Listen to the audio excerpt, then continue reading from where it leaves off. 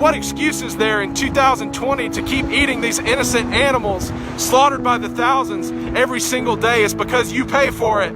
You pay for it because you either don't care or you're misinformed. But I'm here to tell you right now, if you're watching this and you're listening to my words, you have the knowledge now, and there's no excuse to keep murdering these animals in 2020. They're innocent. We do not need to consume them to live. We do not need to consume them to survive. We do not need to consume them to even be healthy. In fact, it's killing us, not only because of COVID-19, but because a lot of these animal bodies have been labeled as carcinogenic by the World Health Organization. That means they cause cancer. That means we're killing ourselves by eating these animals. Why as human beings are we eating dead bodies? Why as human beings are we drinking breast milk that comes from another species when we're grown adults?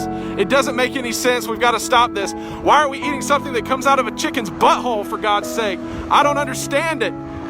Why does taste pleasure override the violence that has to take place to get these so-called products?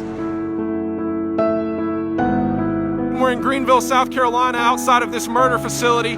We've already probably seen over 20,000 birds go inside to be murdered just since we've been here. These birds have done nothing wrong. The only thing that they've done is that they were born different. They have no rights. They have no rights at all.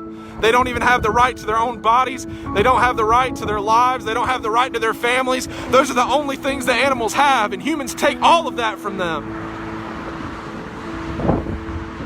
All we have to do is leave them alone. That's it. And you know, if you go vegan, you're not even some kind of hero. You're not a hero at all. It just means you're not partaking in violence. That's all it means.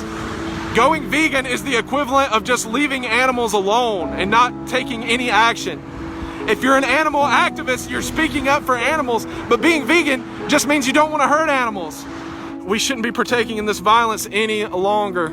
Peace begins on our plates. How can we ever expect to have a peaceful world if we have dead bodies on our plates